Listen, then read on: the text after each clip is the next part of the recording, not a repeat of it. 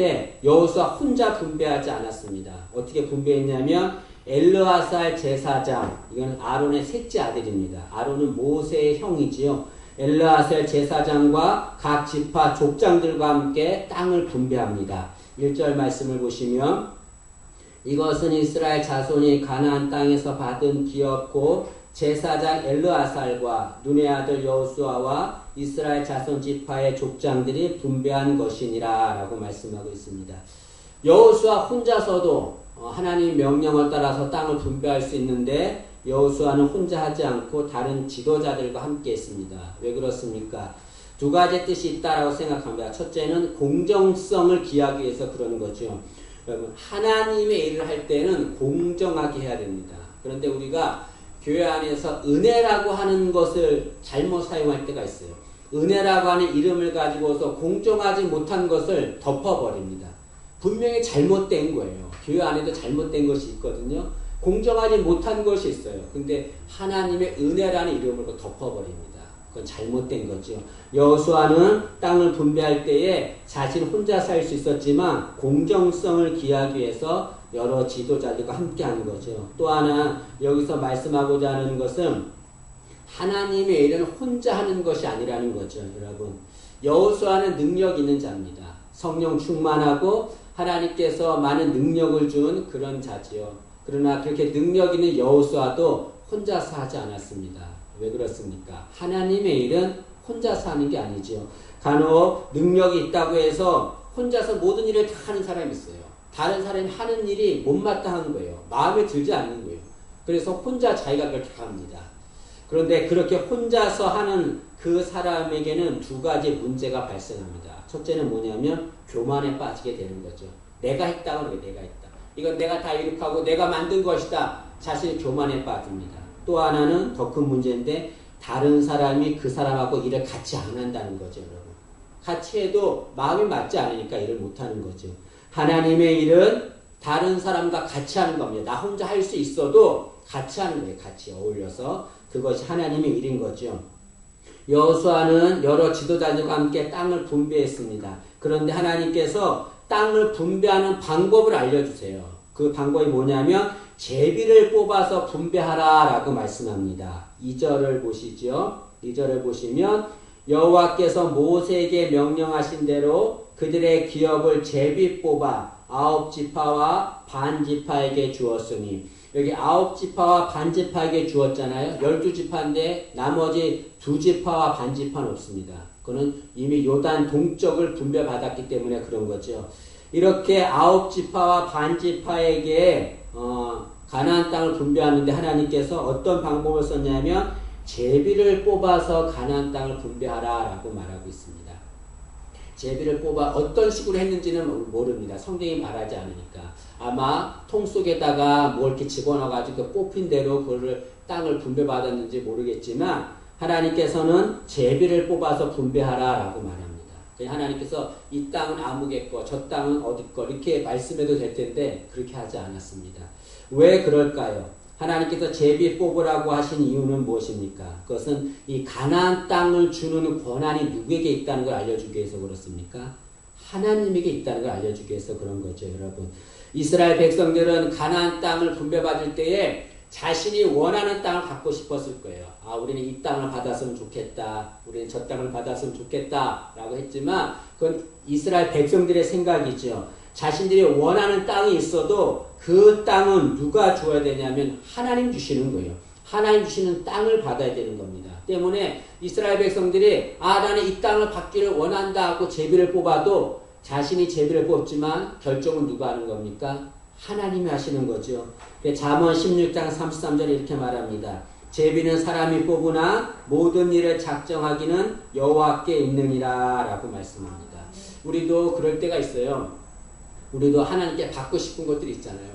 내가 원하는 상황이 있습니다. 하나님 이런 상황을 만들어주세요. 이런 환경을 만들어주세요. 내 앞길 이렇게 해주세요. 라고 하나님께 원하는 것들이 있습니다. 그러나 그건 우리의 생각이고 우리는 하나님이 주시는 것, 하나님이 우리 앞길, 우리의 환경, 우리 상황을 다 결정하시는 겁니다. 우리가 할 일은 무엇입니까? 하나님이 주시는 것 그대로 받아들이는 거죠. 수용하는 겁니다. 하나님이 주시는 것이 마음에 들지 않을 때가 있습니다. 여러분. 하나님 왜 내게 이런 상황을 줍니까? 왜 내게 이런 환경을 줍니까? 이런 환경을 주면 안 되죠. 하고 하나님께 항의할 때가 있습니다. 그러나 모든 것은 하나님이 다 결정하는 겁니다. 우리는 하나님이 주시는 그대로 받으면 되는 거예요.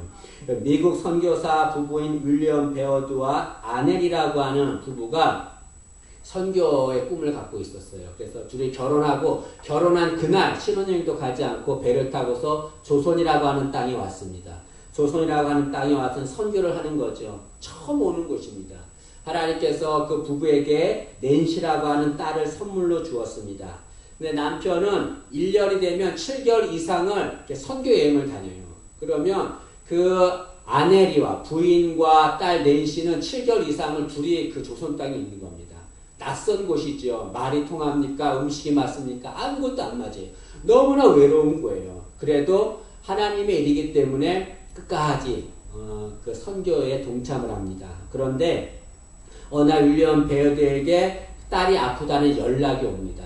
딸이 갑자기 아픈 거예요. 그래서 윌리엄 베어드는 선교하다가 온 힘을 다해서 딸이 있는 집으로 향해 달려갑니다. 그런데 그 딸이 있는 집으로 향해 달려가는 그 윌리엄 베어드가 이런 고백을 합니다. 그 딸이 있는 곳을 향해 달려갈 때 상황이 어땠냐면 그때 그는 말하기를 나는 심장이 멈추는 것 같았고 집으로 가는 발걸음은 허공을 허우적거리는 것과 같았다라고 말합니다. 너무나 마음이 아픈 거죠, 여러분. 그런데 딸은 뇌수막으로 2년 만에 태어난 지 2년 만에 주님께서 불러가셨습니다. 부부는 너무나 큰 고통을 느끼게 됐죠. 그러나 그 고통을 느끼다가 다시 하나님이 그들에게 주신 상황을 그대로 받아들입니다. 그리고 둘이는 다시 힘을 내서 선교 사역을 하죠. 그런데 10년 후에 그 아내가 병이 납니다. 그 병으로 주님께 부름을 받습니다. 윌리엄 베어드가 그 상황 앞에서 너무나 고통스러운 거예요. 사랑하는 딸을 2년 만에 데려갔습니다. 같이 선교하는 아내를 또 주님께서 데려갔습니다. 한동안 윌리엄 베어드는 선교 사역을 하지 않았습니다. 선교 사역을 멈췄어요. 그러다가 다시 주님께서 자신에게 주신 상황을 그대로 받아들입니다. 그리고 다시 일어나서 선교를 하게 되는 거죠. 그리고 나서 그 아내가 죽기 전에 쓴 시가 있어요. 그 시에다가 곡을 붙여서 찬양을 만들었습니다. 그것이 우리가 아까 부른 나는 갈 길 모르니 그 내용입니다. 여기에 보면 어떤 내용이 있습니까? 나는 갈 길 모르니 주여 인도하소서. 어디 가야 좋을지 나를 인도하소서. 어디 가야 좋을지 나를 인도하소서. 자신은 하나님이 자신이 원하지 않는 상황을 자신에게 주었어요. 그러나 윌리엄 베어드는 그 상황을 다 받아들였습니다. 그런데 어떻게 해야 될지를 모르는 거예요. 하나님께 기도하는 거죠. 하나님, 내가 어떻게 해야 될지 모르겠습니다. 하나님 주신 상황 그대로 받아들이지만 어떻게 될지 모르니 하나님 나를 인도해 주세요 라고 하나님 앞에 기도하는 거죠. 우리도 살아갈 때에 내가 원하지 않는 상황이 있을 때가 있습니다. 그럴 때 우리가 어떻게 해야 됩니까? 우리가 신앙생활 하다가 정말 이해가 안 되는 것이 있어요. 그것은 하나님이 주시는 상황이 있는데 그 상황을 이해를 못한다는 겁니다. 우리는 인간은 완벽하지가 않아요. 근데 우리가 잘못하는 게 뭐냐면 하나님이 어떤 상황을 주면 그 상황에서 하나님의 뜻을 다 알려고 합니다. 그러나 인간은 하나님의 뜻을 다 알지를 못합니다. 어떻게 해야 됩니까? 하나님 주신 상황을 일단 받아들이는 겁니다. 받아들이면 나중에 세월이 지나서 하나님이 그때 왜 내게 그런 상황을 주었는지 그때 뜻을 알려주시는 거죠, 여러분. 저도 살아오면서 오래 살진 않았습니다. 그러나 사역을 하면서 힘들 때가 있었습니다. 그럴 때 하나님 왜 내게 이런 상황을 줍니까? 이런 상황을 주면 내가 힘들어서 주의를 못합니다. 하나님께 원망하고 불평할 때가 있었어요. 그러나 돌이켜보면 하나님이 왜 그때 그런 상황을 주었는지 이해가 되는 거예요. 하나님이 그때 그런 상황을 주었기 때문에 제가 지금까지 여기 오게 된 거죠. 우리도 마찬가지입니다. 하나님이 내가 원하지 않는 상황을 준다고 하더라도 모든 결정은 다 하나님이 하시는 거예요. 그리고 하나님께서 내게 가장 좋은 것으로 주시는 겁니다. 우리는 하나님 주신 그 상황, 그 상황에 지금은 이해가 되지 않더라도 하나님께서 주신 상황임을 알고 그걸 받아들이는 우리가 되어야 될 줄로 믿습니다. 혹자는 이렇게 말합니다. 하나님께서 당신 마음대로 제비 뽑아서 우리의 삶을 다 결정하면 그건 불공정한 거 아닙니까? 우리가 원하지 않는 것을 줄 때도 있을 텐데 그럼 우리를 무시하는 거 아닙니까? 라고 말하는 사람이 있습니다. 만약에 하나님께서 하나님 마음대로 제비 뽑아서 결정하는 것이 불공정하다라고 한다면 우리가 구원받은 것도 불공정한 겁니다. 왜냐하면 우리가 어떻게 구원받았습니까? 능력이 많아서 구원받았습니까? 우리가 잘나서 구원받았습니까? 하나님께서 수많은 사람 중에서 우리를 뽑아주신 거예요. 뽑아주신 거예요. 그런데 그렇게 뽑아줬는데 하나님 왜 나를 뽑아줬습니까? 왜 나를 구원해 줬습니까? 이렇게 말하는 사람이 있습니까? 한 명도 없습니다. 하나님께서 제비 뽑는 것은 하나님이 선택하시는 것은 다 완벽한 거지요. 에베소서 1장 11절에 이렇게 말합니다. 모든 일을 그의 뜻의 결정대로 일하시는 이의 계획을 따라 우리가 예정을 입어 그 안에서 기업이 되었으니 우리가 구원받은 것이 어떻게 구원받았냐? 모든 일을 그의 뜻의 결정대로 일하시는 하나님에 의해서 우리가 구원받았다라고 말씀하고 있습니다. 여러분 우리 인생 살아갈 때에 모든 결정은 하나님께 있음을 알고 모든 하나님께 주시는 상황을 받아들인 우리가 되기를 간절히 원합니다. 이스라엘 백성들이 그 땅을 여호수아가 이스라엘 백성들이 땅을 분배했는데 근데 레위 지파만은 그 땅을 분배받지를 못했습니다. 여러분 3절 말씀을 보시죠.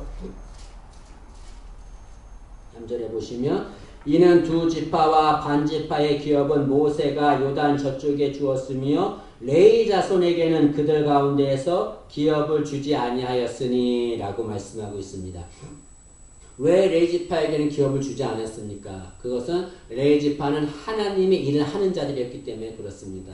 레위 지파는 하나님께 예배드리는 일을 했어요. 그래서 하나님께 예배드릴 때에 그 이스라엘 백성들이 하나님께 드린 제물이 있습니다. 그 제물로서 레위 지파는 살게 된 거죠. 이걸 보면은 하나님께서 인간을 먹이시는 방법이 두 가지가 있다는 걸 알 수 있습니다. 하나는 레위 지파처럼 하나님의 일을 할 때에 다른 사람들을 통해서 하나님 먹이시는 방법이 있고 또 하나는 나머지 지파들처럼 땅을 분배받아서 자신의 땅에서 열심히 경작해서 그걸로 먹는 방법이 있습니다. 다 하나님 먹이시는 방법인 거죠. 여러분 우리가 살아갈 때에 하나님께서 어떤 방법으로 우리를 먹이든지 우리는 감사함으로 받는 자가 되어야 될 줄로 믿습니다.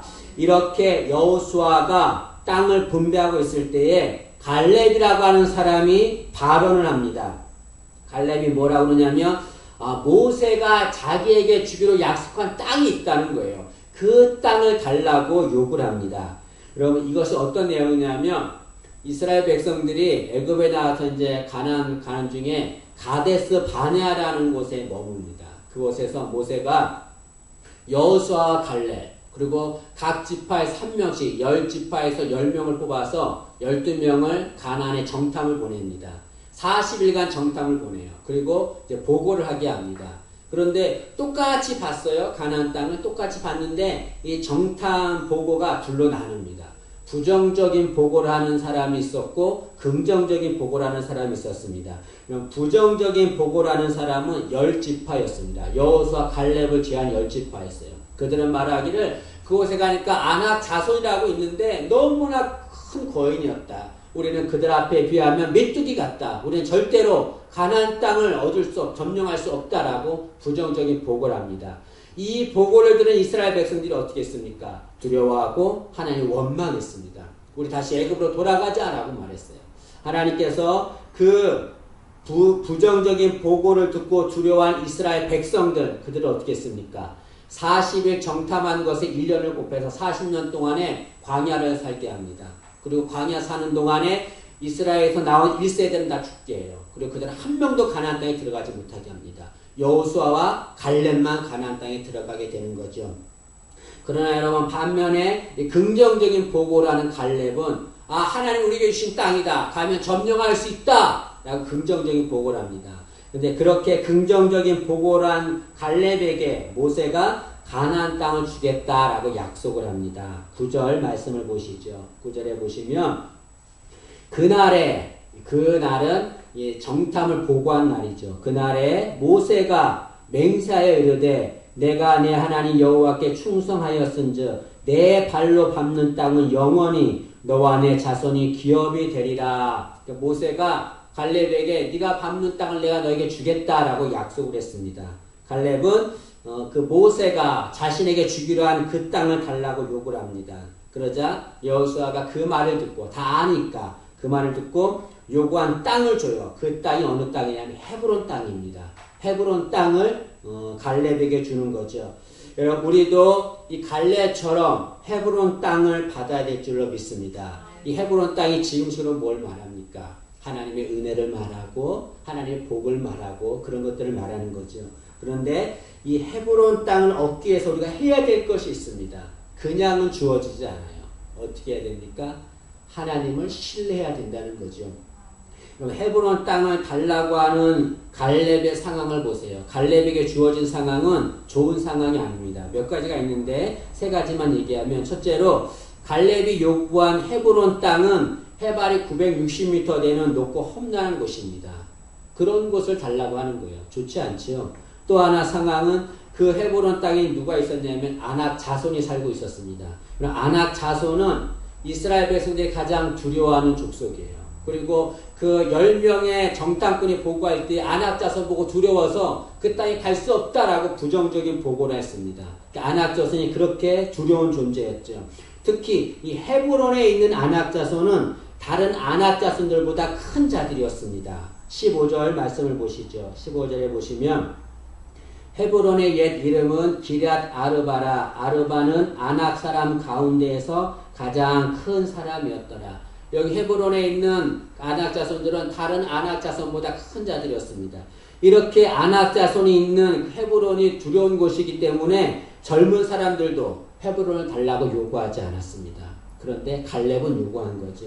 또 하나 갈렙에게 좋지 않은 상황은 이 당시 땅을 요구한 갈렙의 나이가 85세였습니다. 10절 말씀을 보시죠. 10절 하반절을 보시면 이 45년 동안을 여호와께서 말씀하신 대로 나를 생존하게 하셨나이다. 오늘 내가 85세로 돼. 여러분 갈렙의 나이가 85세예요. 85세면 전쟁할 나이가 아닙니다. 안착할 나이죠. 정착할 나이입니다. 이런 좋지 않은 상황이 있었어요. 그러나 이런 상황에도 불구하고 갈렙은 상황에 얽매이지 않았습니다. 그리고 땅을 나에게 달라라고 요구합니다. 여러분 우리도 헤브론 땅을 얻으려면 하나님의 은혜와 하나님의 복을 얻으려면 상황에 얽매이지 말아야 합니다. 상황에 얽매이면 하나님께 복과 은혜를 요구할 수 없는 거죠. 갈렙은 상황을 보지 않았습니다. 대신 무엇을 바라봤습니까? 갈렙은 하나님만을 바라본 거지요. 하나님만 바라보고 신뢰한 겁니다. 14절 말씀을 보시죠. 14절에 보시면 헤브론이 그리스 사람 여분네 아들 갈렙의 기업이 되어 오늘까지 이르렀으니 이는 그가 갈렙이 이스라엘의 하나님 여호와를 온전히 좇았습니다. 여호와 하나님 온전히 좇았다는 걸 뭘 말합니까? 그 하나님만 바라보고 신뢰했다는 걸 말하죠. 여러분 상황은 항상 우리를 좌절하게 하고 포기하게 만듭니다. 그래서 사람들은 그 상황을 보면 어떤 말 합니까? 죽겠네 그런 말 하죠. 그런데 그 상황을 바라보지 않고 하나님을 바라보면 죽겠네가 어떻게 바뀝니까? 죽겠네로 바뀌죠. 여러분 우리가 죽겠네라는 말 하지 말고 죽겠네라는 말 하기를 원합니다. 하나님만 바라보면 우리가 죽을 수밖에 없는 그런 상황도 살아나는 역사가 임할 줄로 믿습니다. 근데 여기 하나님을 신뢰한다라는 말이 무슨 말입니까? 하나님을 신뢰한다라는 말은 하나님이 하신 말씀을 신뢰한다는 걸 말하는 거죠. 여러분 갈렙은 뭘 신뢰했냐면 하나님께서 자기에게 주신 그 말씀을 신뢰했어요. 여러분 갈렙이 여리고를 가나안 땅을 정탐할 때 그때 나이가 40세였습니다. 지금 85세, 45년의 세월이 흘렀습니다. 45년 세월 동안에 갈렙은 하나님께 자신에게 주신 말씀, 그 말씀대로 살았어요. 한 번도 그 말씀을 읽지 않았습니다. 그 말씀을 신뢰한 거죠. 여러분 갈렙이 말하는 것에 보면 10절 말씀을 보시죠. 10절에 보시면 이제 보소서 여호와께서 이 말씀을 모세에게 이르신 때로부터 이스라엘이 광야에서 방황한 이 45년 동안을 거기 줄을 치세요. 여호와께서 말씀하신 대로 나를 생존하게 하셨나이다. 여기 여호와께서 말씀하신 대로라고 그랬어요. 12절 말씀도 보세요. 12절 하반절에 보면 여호와께서 나와 함께 하시면 내가 여호와께서 말씀하신 대로 줄을 그시고 그들을 쫓아내리이다. 여기 보니까 갈렙은 뭐를 의지했냐면 여호와의 말씀을 의지한 거죠. 하나님을 신뢰한다는 것은 뭘 말합니까? 하나님 주신 말씀을 신뢰한다는 걸 말하죠. 하나님의 말씀은 능력이 있습니다. 세상은 다 변할 것입니다. 세상은 변하지만 하나님의 말씀은 1.1획도 변하지 않는다라고 말씀합니다. 마태복음 5장 18절에 말하기를 진실로 너희에게 이르노니 천지가 없어지기 전에는 율법의 1.1획도 결코 없어지지 아니하고 다 이루리라 라고 말합니다. 하나님의 말씀이 변하거나 없어지지 않는다는 건 뭘 말합니까? 하나님 말씀이 진리고 능력이 있다는 것을 말씀하기 때문에 그렇습니다. 여러분, 우리가 무엇보다 하나님 말씀을 신뢰하는 자가 되기를 원합니다. 하나님 말씀은 반드시 이루어지는 거거든요. 여러분, 특히 여기 보면 갈렙은 유대 이스라엘 백성들이 아니었어요. 갈렙은 이방 족속이었습니다. 여러분, 그 6절에 보면 갈렙이 어떤 사람이냐고 나오냐면 그니스 사람이다라고 나와요. 6절을 보시면 그때의 유다 자손이 길갈에 있는 여호수아에게 나오고 그니스 사람 여분네 아들 갈렙이 여호수아에게 말하되 라고 말하고 있습니다. 여기 보면 그니스 사람이라고 했는데 그니스 사람은 에돔 땅에 거주한 이방 족속을 말합니다. 다시 말하면 갈렙은 이방 족속이었죠. 이방 족속이었지만 그는 하나님을 신뢰했습니다. 하나님을 신뢰하니까 유다 지파에 속하게 된 거죠, 여러분. 내가 어떤 상황에 있든지 그건 아무런 문제가 되지 않습니다. 어떤 상황에 있든지 하나님이 하신 말씀, 그 말씀을 온전히 신뢰하면 우리는 모두가 다 하나님이 주시는 귀한 복을 받게 될 줄로 믿습니다. 15절 하반절에 뭐라고 나오냐면 그 땅에 전쟁이 그쳤더라 라고 말씀하고 있습니다. 전쟁이 그쳤다는 건 뭘 말합니까? 갈렙이 헤브론을 정복했다는 걸 말하는 거죠, 여러분. 어떠한 상황에 있다 할지라도 상황에 얽매이지 마세요. 상황은 하나님 주신 상황입니다. 어떤 상황이 있다도 얽매이지 말고 우리는 하나님만을 신뢰해야 될 줄로 믿습니다. 그러면 하나님께서 우리에게 헤브론 땅을 얻게 할 줄로 믿습니다. 우리 살아가는 날 동안에 갈렙이 얻었던 헤브론 땅을 받는 그런 복을 누리는 우리가 되기를 간절히 소망합니다. 기도하겠습니다. 주님 은혜를 감사합니다. 오늘 말씀해 보니까 갈렙은 어려운 상황에도 불구하고 하나님을 신뢰하고 의지해서 헤브론 땅을 얻었다고 했습니다. 하나님, 우리에게도 헤브론 땅 주시기를 간절히 원합니다. 상황에 얽매이지 말게 하시고 오로지 하나님만을 바라보며 신뢰하게 하시고 무엇보다 하나님께서 하신 말씀, 그 말씀을 온전히 신뢰하고 말씀 따라 살아가는 저희들 될 수 있도록 도와주옵소서. 그래서 우리 일생 동안에 우리 앞에 헤브론 땅의 복을 받는 역사가 나타나게 도와주옵소서. 감사드리며 예수님의 이름으로 기도합니다. 아멘.